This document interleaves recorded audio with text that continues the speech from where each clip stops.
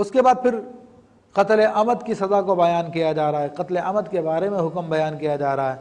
تو اس کی مختصر سے میں تفصیل عرض کر دوں کہ حضرت اسامہ بن زید رضی اللہ تعالیٰ کا واقعہ ہے کہ ایک غزوے کے موقع پر ان کے ہاتھ سے ایک مسلمان قتل ہو گیا تھا۔ تو اس کا نام جو محدثین نے بیان فرمایا اس کا نام تھا مرداس بن فزیق الفزاری۔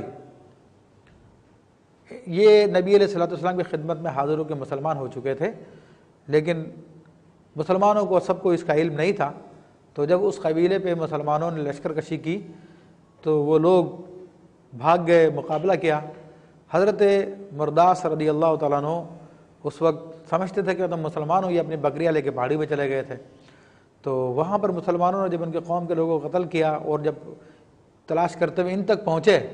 تو حضرت اسامہ بن زید رضی اللہ تعالیٰ عنہ جب سامنے آئے تو انہوں نے کلمہ طیبہ پڑھا اور السلام علیکم بھی کہا۔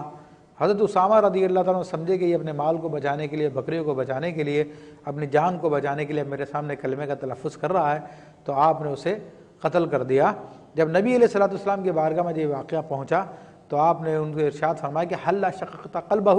تم نے ان کا دل چیر کے کیوں نہ دیکھ لیا کہ وہ مسلمان تھا یا نہیں؟ تو اسی بارے میں ارشاد فرمایا وَمَن يَقْتُلْ مُؤْمِنًا مُتَعَمِّدًا، تو جو کوئی بھی مومن جان کو جان بوجھ کے قتل کرے فَجَزَاؤُ جَهَنَّمَ خَالِدًا فِيهَا، تو اس کی جزا، اس کا بدلہ جہنم میں ہمیشہ رہنا ہے۔ وَغَضِبَ اللَّهُ عَلَيْهِ، اور اللہ اس پہ غضب فرماتا ہے، وَلَعَنَهُ، اور اس پہ لعنت فرمائے گا، وَعَدَّ لَهُ عَذَابًا عَظِيمًا، اور اس پہ اللہ تبارک و تعالیٰ بڑا عذاب نازل فرمائے گا۔ پھر ارشاد فرمایا کہ یا ایھا الذین آمنوا اذا ضربتم فی سبیل اللہ، اے ایمان والو جب تم زمین پر نکلو، لوگوں سے ملو، جہاد کے لیے نکلو تو ہر ایک کو قتل نہ کرو، فتبینوا، پوری طرح تحقیق کر لو، لا تقولوا لمن القى الیکم السلام، تو اس کو نہ کہو جو تمہیں سلام کہتا ہے، لست مومنا، تم مومن نہیں ہو، تبتغون عرض الحیات الدنیا، کیا تم دنیا کا مال چاہتے ہو، فعند اللہ مغانم کثیرہ، تو اللہ کے پاس بہت ساری غنیمتیں ہیں، کذالک کنتم من قبل، اسلام سے پہلے تمہارا بھی یہ حال تھا، تم بھی مسلمان نہیں تھے، کلمہ طیبہ پڑھ کے تم مسلمان ہو گئے، تو اگر تمہارے سامنے کوئی پڑھ رہا ہے تو اس کو بھی مسلمان جانو، فمن اللہ علیکم فتبینوا، تو اللہ نے تم پر احسان کیا، تمہیں مسلمان کر دیا تو تم تحقیق کر لو، ان اللہ کان بما تعملون خبیرا، اور بے شک اللہ تبارک و تعالیٰ جانتا ہے جو کچھ تم کرتے ہو۔ تو یہاں پر غلطی سے جو معاملہ ہوا تھا اس کو بھی بیان کر دیا۔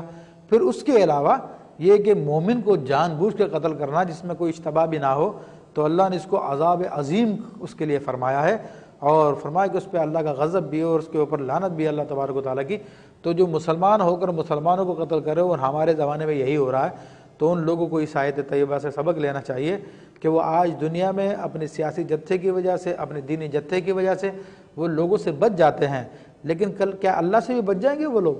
کیا اللہ کی غضب سے، اللہ کی لعنت سے بچ جائیں گے؟ اللہ نے جو جہنم ان کے لیے تیار کی اس سے بچ جائیں گے؟ تو اگر سمجھتے ہیں کہ نہیں بچ سکیں گے تو پھر ان کو اپنے ہاتھوں کو روک لینا چاہیے اور اللہ تعالیٰ سے توبہ کرنا چاہیے۔ انشاءاللہ مزید آیت کے حوالے سے گفتگو اگلے پروگرام میں کی جائے گی۔ وآخر دعوانا ان الحمد للہ رب العالمین۔